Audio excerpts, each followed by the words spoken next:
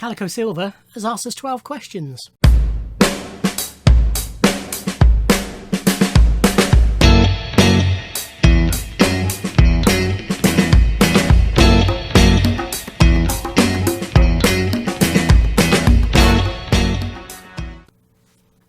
Ahoy everybody, and welcome to this video where I answer 12 questions that have been put to members of the vinyl community by Calico Silver, who I believe is called Jeff.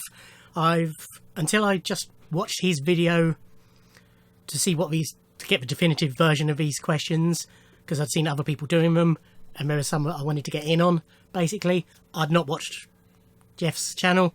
I liked his style on that video. I'll check out some more of his videos, although he does talk a lot about Bob Dylan, which puts me off a little bit. But yes, I'll check out Jeff's channel a bit more and see if I want to subscribe. But he's asked 12 questions just for a bit of fun. But there's someone here I had a take on, so I thought I'd go through them. So question number 1 is, when a musical hero dies, do you gravitate towards their music or do you stop listening to their music? This has obviously happened quite majorly with me with the death of Prince in 2016, and a few months earlier, in a slightly lesser way, but only slightly, with the death of Bowie. When Bowie died, it was difficult. Because obviously Black Star came out, and then he died 2 days later, I think it was. I'd listened to Black Star on day of release. I was at work the day he died, and it came across on the radio, and I was just shell-shocked. It was a 3 day. It was overnight, wasn't it? It was Sunday into Monday in the UK that he died. It was sort of Monday morning that we found out about it. Yeah, so I was sort of shell-shocked, and the radio was playing his music throughout the day, but it was all obviously the old classic stuff, and that was fine, but I couldn't listen to Black Star, and in fact I still haven't listened to Black Star again. I really must. But that was too recent, too raw. It's too obviously about his forthcoming death, but I just couldn't bear to listen to it. When Prince died, broke my heart, but I didn't want that to happen, so straight away I spent the night watching Sign of the Times, Ravens of the Year 2000 and Live at the Aladdin Vegas, and I was fine. There's a couple of songs I struggle with. I'm okay with the album version of Purple Rain, but if I hear a live version I struggle, and sometimes It Snows in April I struggle, but by and large I'm fine. So overall I would say I gravitate towards their music, but that's largely because we got the radio on at work and they tend to just keep playing it. But I didn't want to be put off listening to the music with Prince, so I made sure I did it straight away. Question number 2. Covers albums, opinion of. Mixed feelings. As regular viewers may know, I have a thing for Beatles covers albums. The weirder the better. I have loads on CD, but the ones I've picked up on vinyl from charity shops since I've sort of been back into vinyl give a good example. So we've got Arthur Fiddler and the Boston Pops play the Beatles. We've got the Happy Hammond plays Lennon and McCartney's hits. That's a very good one. Moog plays the Beatles. Again, very good. Lennon and McCartney Tijuana style. And Million Copy Sellers Made Famous by the Beatles, sung by Russ Sainty and the Johnny Arthey sound. I just love that cover. I also got Count Basie plays the Beatles as well, I picked up. So I've got loads of different ones on CD. There's something about Beatles covers that I really love, and as I say, the weirder the better. But that said, an album, I think an established band doing a covers album rarely works, if ever. You know, you've got people like Duran Duran, who did their covers album, and I'm now trying to think of any other example. It's the only one I can currently think of. I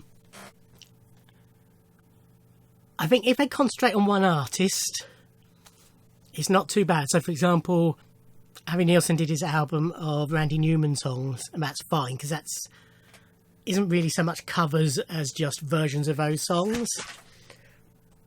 But when they do, you know, an album, as I say, of covers of lots of different artists, very rarely works. I don't mind people doing covers. What I don't mind if they chuck an odd one in live, an occasional one on an album, that's fine. You know, you often, you know, an artist will stick a Dylan track on their album or a Beatles track on their album. That's fine. Stick them as a B-side, that's fine. But a whole album of them,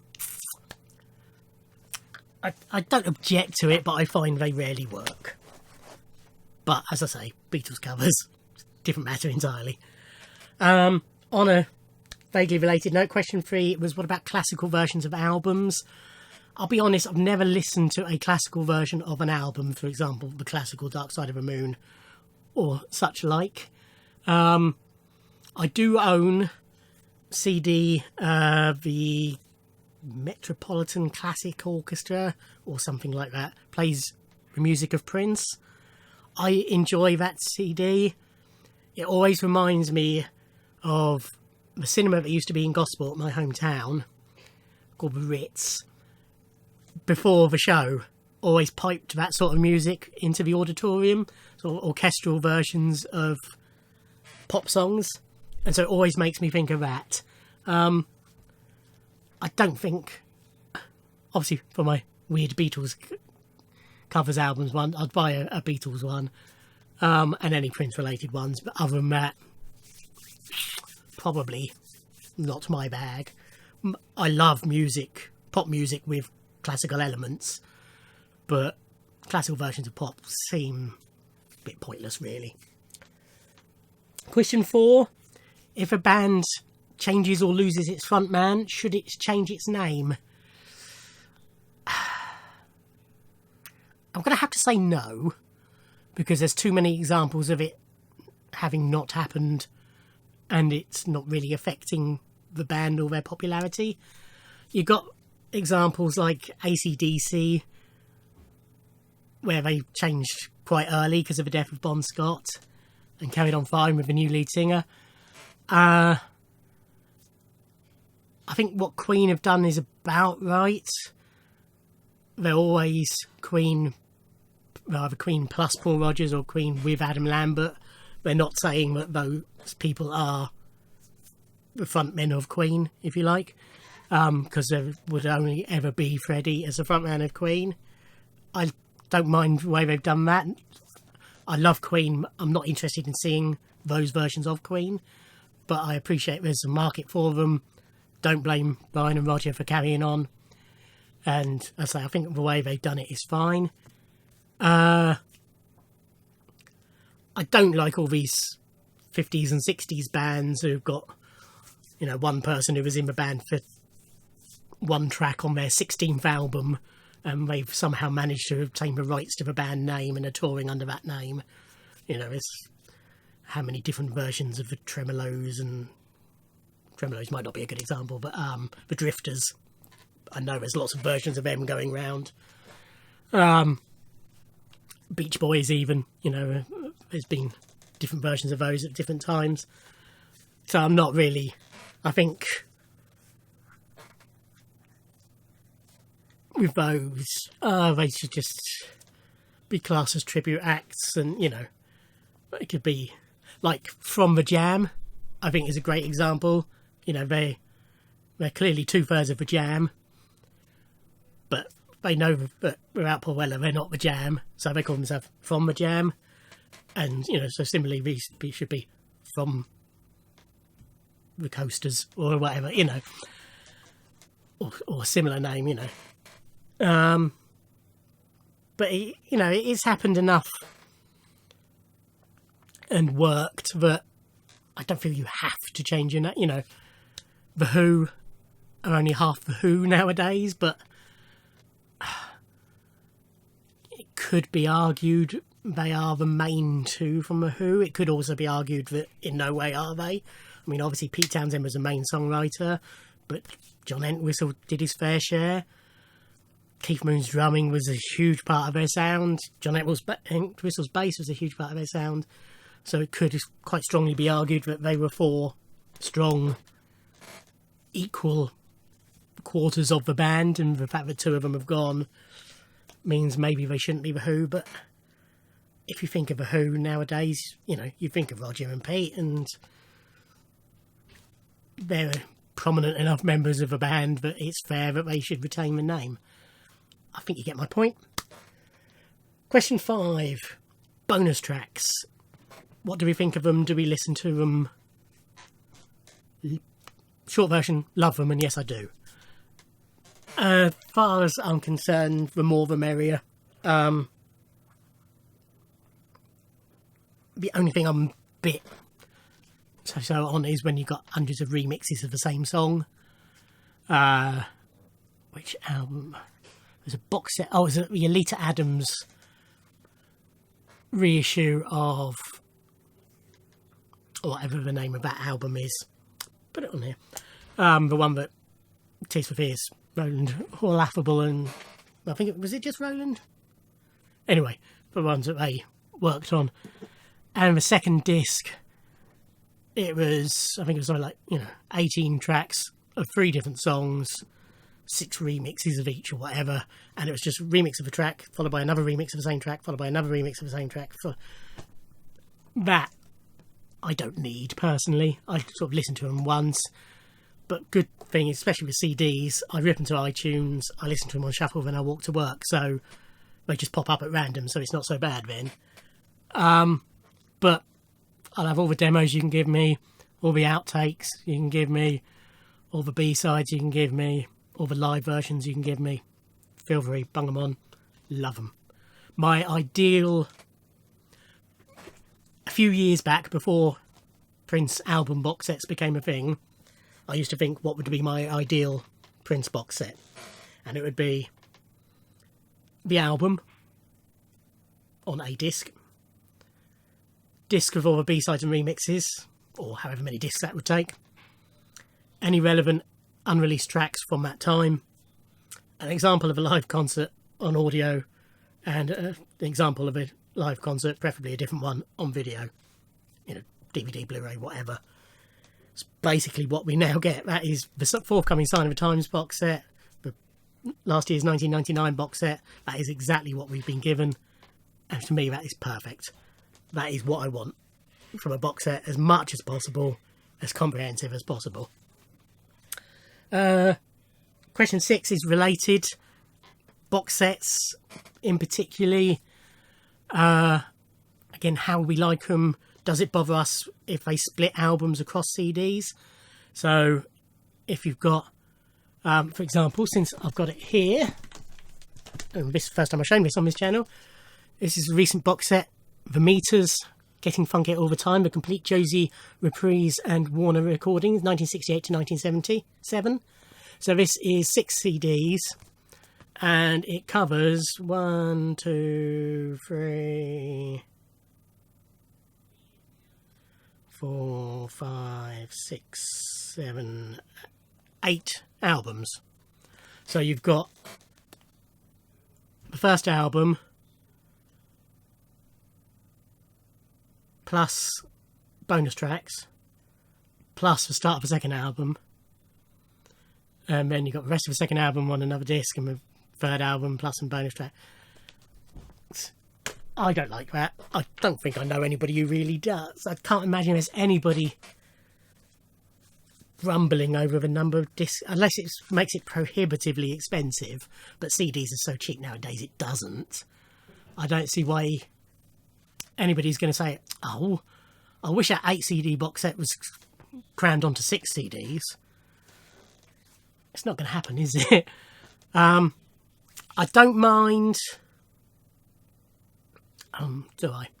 in a box set, an actual box set like that, I think it should be album, each on their own discs, and then bonus tracks on a separate disc or discs at the end. If it's just a reissue where it's just on 1 or 2 CDs, then I don't mind if they tag bonus tracks onto the end of the album. But yeah, what I really don't like, what I've done like that, where you've got half the album on one CD and half the album on the next CD. Don't really see why they do that, apart from trying to save themselves a few pence, and that's all it is. The cost of a CD is pence. Yeah, I'm just trying to think, anything else to say about box sets? No, but I think that sort of covers it. Format-wise, I don't really mind if it's a small one like that, if it's a book one, if it's a big 12-inch one or what have you. I just hope that if it's a band who's releasing lots of them, there's some consistency across the range. Manic Street Preachers, I'm talking to you here. Next question. Question 7. Artists' biographies, autobiographies. Do we read them? Do we stay away from them for fear of losing some respect for the artist?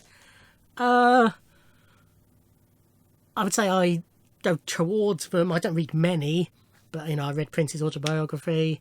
I've read Anthony Kiedis' autobiography. So I don't read many, so that's why I'm struggling to think of examples. I've read quite a few biographies and books, particularly about the Beatles. A huge number of books about the Beatles, and quite a few about Prince that I've read, sort of biographies and day by day stuff and things like that. I wouldn't say I avoid them. I'm aware that they're human beings and they have faults, and I don't really see how that should affect my perception of their music. Really? If I love their music, with the fact that they cheated on their third wife, put me off one of their albums? No, it's not going to. Is the fact that they've taken a bit of the old nose cocaine or the arm heroin. So what? It's all shaped the music I love. So yeah, not really going to put me off.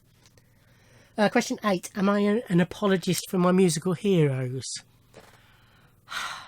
I don't know, because I genuinely love everything produced by my musical heroes. I'm not saying I love every bit of music by every artist I collect, but the people who I love, Prince, Bowie, Beatles,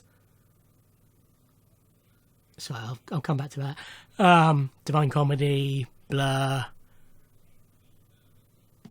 Duke Special, Sleeper, my big favourites, by and large, have not produced anything I don't like.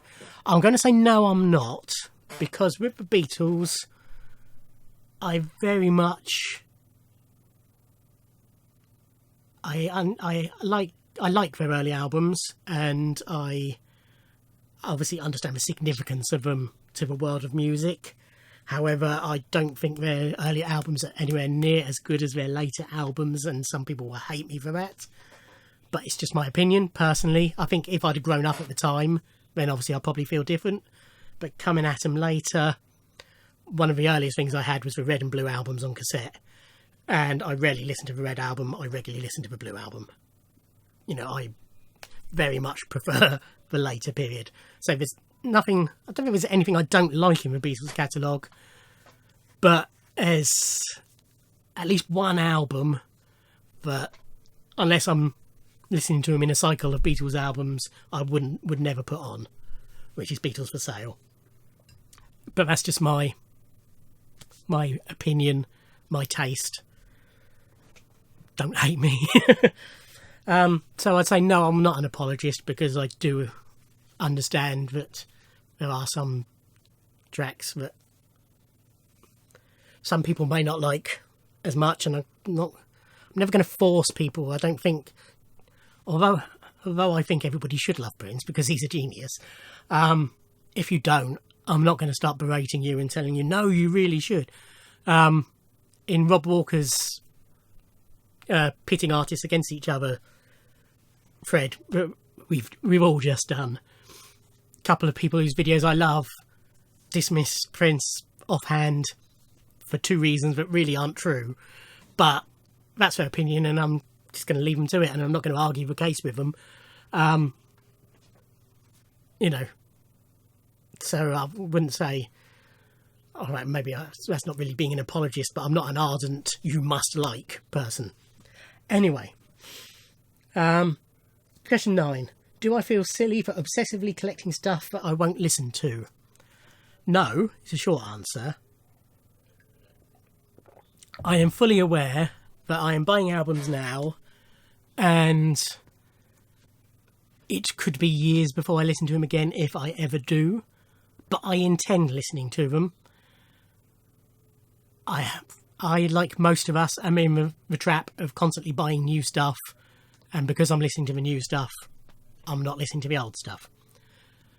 That's one of the reasons why I'm going to shortly be starting doing album reviews, so that I'm forced to go back and listen to albums that I maybe haven't heard for years. But do I feel silly for it? No. It's what I love. I love collecting them and them. I love having them. Even if I'm not listening to music, I like looking at them. I like staring at the spines. I like looking and thinking, oh, which album's that? Oh, yeah, that's that album. I love that album. Well, I love the thrill of it coming in the post and opening it up or going to the record shop and flicking through. It's all part of the fun. And do I feel silly for it? No. People who... apologies if this refers to any of you, but, people who spend their money on cigarettes, they should be feeling silly. They're literally killing themselves and burning money. That's silly. Buying some music and getting pleasure out of it, that's doing nobody any harm, including yourself, apart from maybe your bank balance, but that's up to you how you manage that. There's nothing silly about that. Question 10. Do I ever get tired of listening to music? I don't get tired of listening to music. We've got the radio on at work all day, so I'm constantly hearing music at work. It's not necessarily stuff I would buy, but most, in every hour there's normally 3 or 4 songs that I really like, and possibly once an hour a song I love, so it's not terrible. There's sort of quizzes they do throughout the music-based quizzes throughout the day that I enjoy as well. So I'm always got music on at work. At home, I tend to listen to music in the mornings when I'm browsing the internet for a few hours. So it tends to be if I'm working late or if I'm day off that I listen to music. Normally get at least 2 or 3 albums listened to, depending on what time I wake up and how much browsing I've got to do. But that's when I tend to listen to music. It's only occasionally on a day when I've got to go into work that I might think, I can't be bothered this morning to stick some music on. Occasionally I do that, but it's not that I'm bored bored with listening to music. I'm just not in the mood to go through the hassle of sticking an album on and taking a photo of it for Instagram and to show what I'm listening to. I'll just sit here and listen to the whirring on my computer instead. But so it's not being bored about it, it's just more can't be arskedness. Question 11. Does it annoy me if a commentator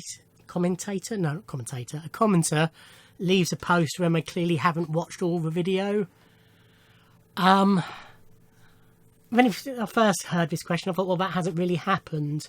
But I do find people commenting and they're either telling me stuff that I have mentioned in the video, or they're saying I haven't mentioned something that I have mentioned in the video. That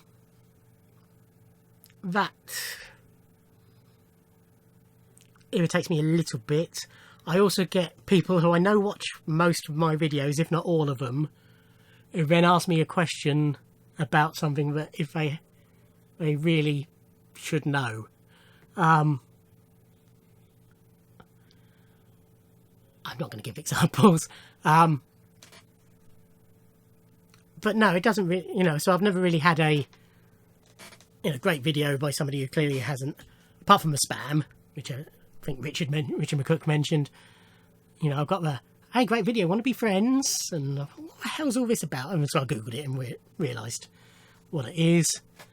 Or the, have you tried promoting your video using this? Oh, fuck off. But I just ignore those nowadays. The posts that really annoy me, I'm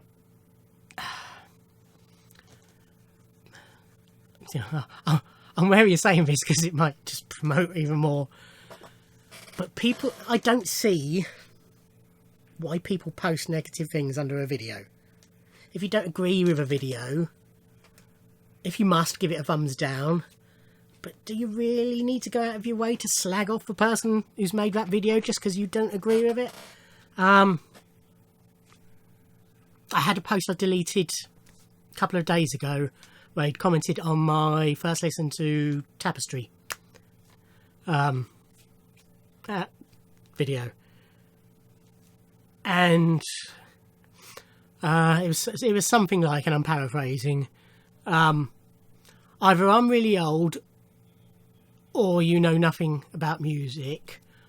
No, I am really old and you know nothing about music. I was much cooler than you when I was your age. I would suggest an album to you, but you know nothing about music.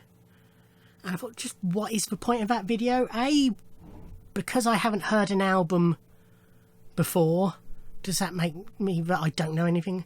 Yes, there's lots of classic albums I haven't heard. There's also lots of classic albums I have heard. There's also lots of albums by people you probably never heard of I've heard. Just because I don't know a particular album doesn't mean I know nothing about music. But it was, I'm older than you, and then talking about being cool. I'm sorry, I'm 45. I haven't worried about being, well, I'm not sure I've ever worried about being cool, but I certainly haven't worried about being cool since I left school. Because that's the only time when being cool mattered was at school. And I say, even then, I didn't really care about that. I was me, and, if you like me, fine. If you don't, fine, no skin off my nose. Yeah, so I don't understand why you would post that video, post that message. If you don't agree, I just don't get it. I love interacting with people in the comments, and happy to chat, and people say nice things, and that's nice, and I'll try and always thank you, or at least give you a thumbs up. If there's no really words that convey what I want to say, I'll give you a thumbs up at least. If people will ask questions, I'll answer questions. I'm happy with all that, but I just don't get why. I rarely comment on other people's videos, mainly because I watch videos on my telly, so there's no easy way of commenting. If I want to comment, I have to then get my phone out and find the video and comment underneath, which I will do occasionally if I feel the need. But generally, it's because it's a particular YouTube friend, and it's a sarcastic comment to make, or a jokey comment to make, or just a wow, great album comment, or whatever, that sort of comment that you do between your friends on the VC. Or it's because I'm a bit of a pedant, and if somebody's made a mistake, I'm not. This makes me sound terrible, but I like to point it out. But no, I hope I'm doing it in an educational way. For example, you may or may not be familiar with Big Paulie, who's got a Blu-ray channel about films and what have you. And he was talking about the film Emma, and he said that Anya Taylor-Joy had a surprisingly good English accent, or words to that effect. So I just went in the comments just to point out that, she'd lived in England since she was 6, so she would have a good English accent because she grew up here. And somebody else did a ranking video of a particular director, and I missed out one film without mentioning it. So I was just commented in case I weren't aware that film existed. It was a Guy Ritchie film, and I missed out Swept Away, which is understandable, and it's not a film I have seen or would ever want to see. But if you're advertising something as a complete Guy Ritchie filmography review, are you aware maybe there's a film of his you haven't seen that you don't know exists? As it turns out, he did. He just forgot to mention that he wasn't including it.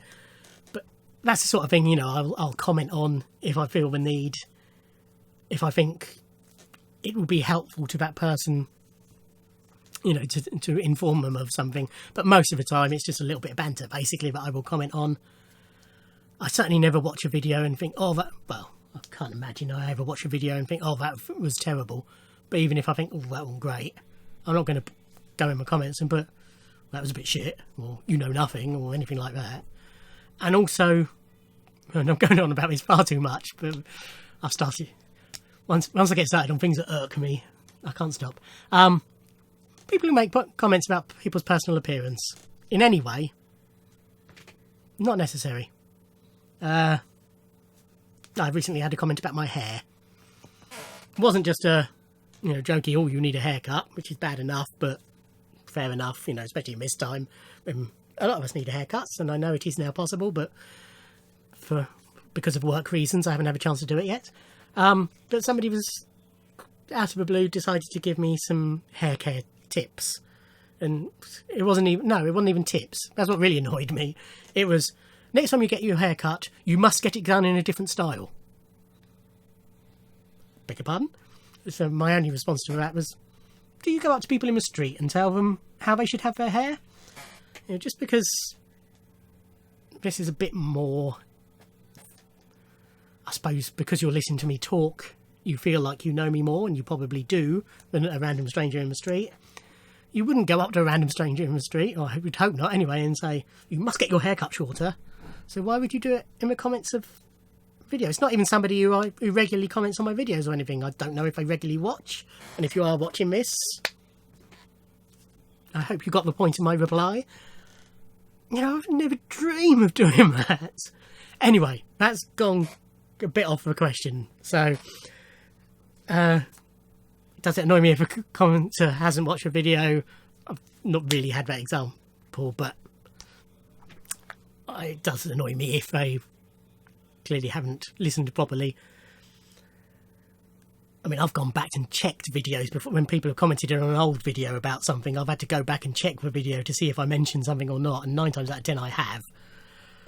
So it's as I said in the video. Anyway, question 12. Have I ever felt like quitting YouTube? No. Short answer. My YouTube channel started as ways to show family and friends what autographs I've got and people I've met at conventions. It stayed like that for a while. I've started talking about hair, so I'm getting even more playing with my hair. It was through watching a few VC videos, basically, that I decided to branch out and start doing more. There's so much that I need to cover. As I mentioned before, I've got a bit sidetracked with my collection videos. People requested room tours, and my room is a mess, basically. And as I've mentioned, particularly my DVDs and Blu-rays, they're double stacked. So if I did a room tour, you wouldn't see half my collection anyway, literally. So I didn't want to do a room tour. One day when I've got nice loads of space and separate rooms for everything, you'll get room tours. But at the moment, I'll show you what I've got. But that's taken a hell of a long time because I do like to talk about stuff, as you may have guessed by this 35-minute video. And that's sort of taken over the channel more than I'd intended. But they're starting to run down. The music ones, I've just got my CD singles to do, which hopefully, if everything goes to plan, the first one of those will be up next Monday. Depending on how knackered I am, because work is a nightmare at the moment. Blu-rays and DVDs will go on probably for another, wouldn't surprise me if it's sort of to the end of next year. But the autograph ones are finished now, so apart from the collection updates. So that's given me more time to do these sort of videos. This week, this will be the third musing type video that's up this week. Basically because I've run out of pre-recorded collection videos, as I say, work permitting. Hopefully I'll be recording a load Thursday and Friday, which the Friday will be the day this goes up. Not that you really care, do you? But anyway, so they'll be resuming next week. But as they start winding down, it means I can do more of these type of videos, which is what I'd originally planned to do. You know, I've got album rankings to do, I've got reviews to do, I've got film rankings and all sorts, you know, all those sorts of fun little videos, which is what I intended to do originally. Anyway, so no, is the short answer. So far, I've got so much I want to do, but I've never felt like quitting. I tend to record my videos in batches. This is the third video I've recorded today, which is why I'm wearing the same t-shirt all week. I find, particularly with work, because I work either first thing in the morning to mid-afternoon or lunchtime till 8. It's my usual hours. Either 7 till 3 or 12 to 8. And occasionally with 7 to 3 is actually a 5:45 to 1:45. So if I've been up at 5:45, when I get home, I don't really want to record videos unless I've got an unboxing to do. That's the only time I tend to do one then. If it's the morning, I'm waking up, I don't really want to do one. I've got other stuff I need to get done before I go to work. So it tends to be on my days off. So I tend to just record a batch, as you've probably noticed. I keep waffling, I'm sorry, I will stop soon. I tend to record a batch together and then spread them out. I've forgotten why I started saying about this. Oh, so about quitting. So that's the only, you know, so there are times when I just haven't got the time to record videos, which is why I do them in batches in the first place, so that I can spread them out and it becomes less urgent. But, you know, there'll be days when I think, oh, I fancy recording some videos today, and I'll either record a batch of collection ones if there's ones that need doing, or something like this. Anyway, that is it. I've finished now. But yes, I definitely had something to say about those questions. So thank you, Calico Silver, for them. I say I will check out your channel and hopefully subscribe. Although I'm getting to a stage where I'm subscribing to so many, I haven't got time to watch them all. But anyway, thank you for watching. Like, comment and subscribe, and I'll see you in another video. Thanks. Bye.